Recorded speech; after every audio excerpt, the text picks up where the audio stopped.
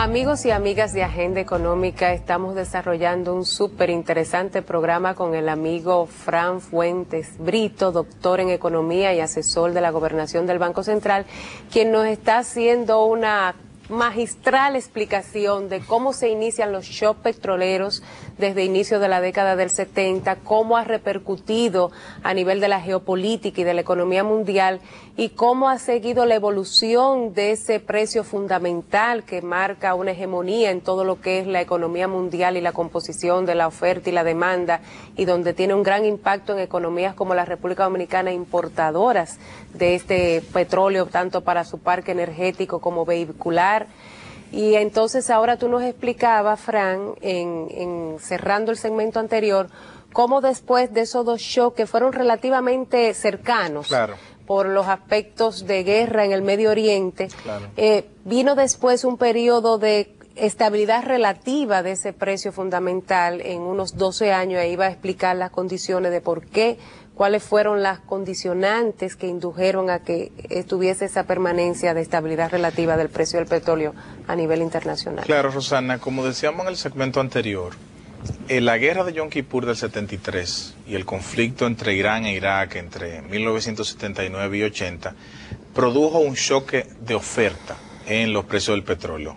Hubo una disminución de la oferta de barriles a nivel internacional y eso generó una especulación que aumentó el precio a niveles que en ese momento nunca antes vistos en la historia de la comercialización del petróleo a nivel internacional. Pero y en pocas palabras, Frank, significa shock de oferta, menos producción. Si hay menos producción, la demanda incrementándose por el efecto vegetativo del crecimiento de la economía hace que sube el precio, porque es una relación oferta y demanda. Exactamente. Tal vez sería bueno ahí, Fran, decir que estos choques de oferta se dieron por el dominio y el control que tenían los países productores y exportadores de petróleo organizados en la OPEP sobre el mercado internacional de petróleo en esos momentos. En el primer choque uno pudiera decir que hubo una sorpresa por la forma como se disparó el precio y la forma como se manejaron los especuladores ante los eventuales conflictos que se dieron de tipo geopolítico en esa zona. Después, lo de 79-80 fue una guerra y siendo esta una zona altamente productora y donde hay varios países de la OPEP que forman parte de esta organización, pues ahí se manejó el tema de la producción y se dio el choque de oferta, que no fue un choque de demanda por razones reales o por razones de necesidad de la economía, sino más bien un choque de oferta que generó la especulación. Claro, exactamente. Luego, aparenta ser que los países desarrollados y grandes consumidores de petróleo, especialmente Estados Unidos, pudo manejar la parte de geopolítica, aliarse a algunos de los países y controlar un poco los movimientos de la OPEP y neutralizar lo que pudieran ser efectos de esos choques. Porque se sabe que Estados Unidos ha tenido varios aliados en esa zona que son grandes productores de petróleo, con los cuales ha tenido una gran relación, que ahora en cierta medida se está tambaleando un poco por lo que está pasando en Egipto, ¿no? Pero eso esa estabilidad tiene mucho que ver con esa situación, porque cuando tú entras y penetras este grupo de productores y comienzas ya a controlarlo de alguna manera, aliándote a algunos de los productores, exacto, entonces ya tú neutralizas lo que Claro, como tú bien dices, Luis, los Estados Unidos ha tenido históricamente una alianza con Arabia Saudita, que es uno de los principales líderes, es el líder sin duda de la OPEP, y es el principal exportador, pero hay esos países como Irán, Irak, el mismo Libia, que son miembros de la OPEP. En su momento Venezuela fue uno de los países fundadores de la OPEP en el 60. Todos estos países se combinaron para en su momento bloquear las exportaciones de petróleo, reducir la oferta, y eso llevó a los Estados Unidos a intensificar sus relaciones diplomáticas con estos países para evitar una situación que se repitiera.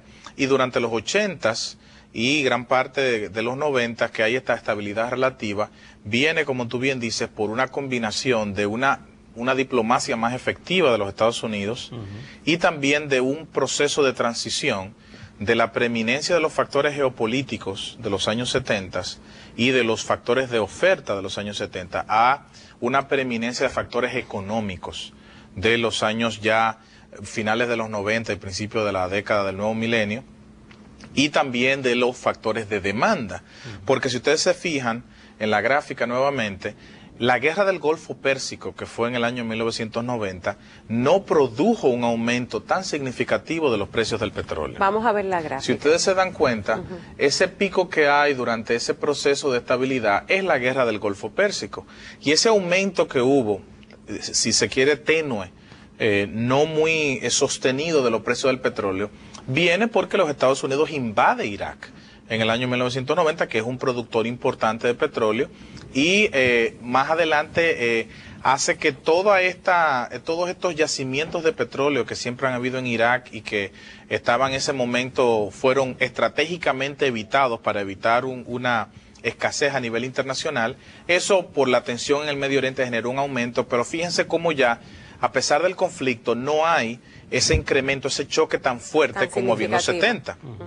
Pero ¿qué pasa? En ese mismo proceso, los factores de demanda empiezan a ganar preponderancia porque ya países emergentes como la India y China empiezan a convertirse de productores de petróleo a consumidores e importadores de petróleo. Y en grandes ya, por ejemplo, cantidades. y en grandes cantidades. Ya en el año 99, ese proceso de crecimiento y de reconversión de China a una economía capitalista hace que China ya en el año 99 importe el 70% del petróleo que consume.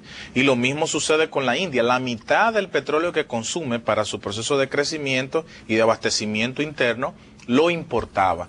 Y estos dos grandes monstruos, ¿no? Estos dos grandes economías que junto con Brasil y Rusia son las principales economías emergentes, hicieron que el proceso de incremento de los factores económicos se hiciera mucho más latente. Y por eso es que ustedes ven en la gráfica como a partir del año 99 hay un proceso sostenido de aumento del precio del petróleo.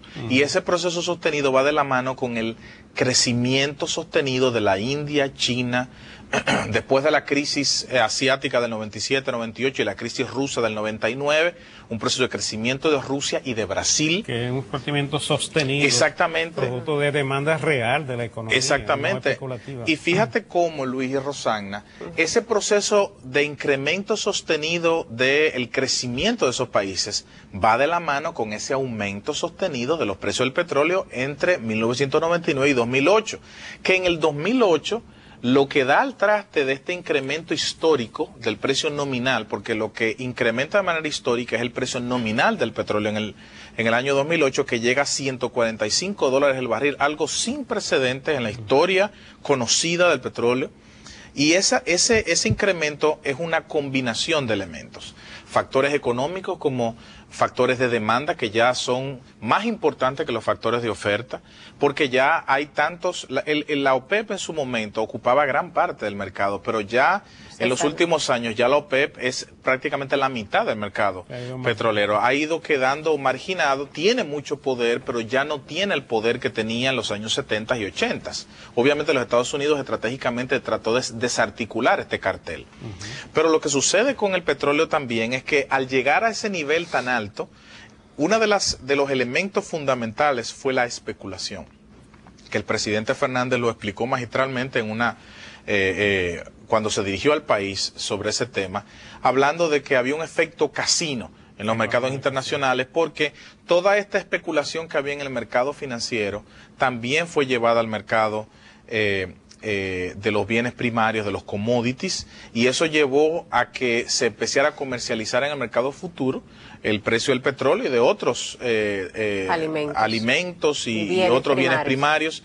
Y eso fue lo que llevó en el año 2008, que de no haber sido por la agudización de la crisis financiera internacional, que hizo que el precio cayera abruptamente. Fíjense que en julio tuvimos un precio del 2008 de $145 el barril, y ya en el mes de diciembre, noviembre, ya teníamos un precio de 38, 40 dólares el barril. Y eso fue lo que permitió que muchos países como la República Dominicana pudiéramos cumplir con nuestras metas de inflación. No, y hay un elemento también, Fran, importante. En ese pico de 145 dólares vino después también el aspecto recesivo de las principales economías desarrolladas que por el factor demanda empezaron a consumir menos petróleo. Exactamente. Muchas economías fuera de las emergentes estaban decreciendo y varios trimestres consecutivos, y eso hizo que redujeran la demanda de petróleo. De hecho, pero también otro elemento que se ha visto en las últimas crisis, Fran, es lo que tú has dicho, la parte especulativa y la relación de debilidad del dólar frente al resguardo de activos, como es el oro y bienes primarios, como el petróleo, y todo ese andamiaje financiero de mercado de banca de inversión de valor especulativo alrededor de esos subyacentes con fortaleza en la valoración de activos. Ese dato que tú das, Rosana, es muy importante porque países como Arabia Saudita, que es el principal miembro de la OPEP, es un país que tiene su principal producto de exportación valorado en dólares. Pero al estar del otro lado del mundo, consume en euros, porque importa bienes terminados, materias primas desde Europa. Entonces, con un dólar depreciándose con respecto al euro, un dólar débil y un euro fuerte, tú estás vendiendo tu principal producto de exportación en una moneda que está valiendo cada vez menos, y estás comprando con ese dinero en una moneda que vale cada vez más. Exacto. Entonces, esa pérdida de poder adquisitivo de los países miembros de la OPEP, en especial Arabia Saudita, hizo que ellos empezaran a hacer recortes estratégicos de la producción de petróleo para tratar de llevar el precio, ¿no?, y compensar esa pérdida de poder adquisitivo por la apreciación del euro con respecto al dólar estadounidense. Y generar una serie de mecanismos de cobertura a través de instrumentos financieros bien sofisticados para protegerse de esos vaivenes. Pero vamos a una pausa y regresamos en un momentito.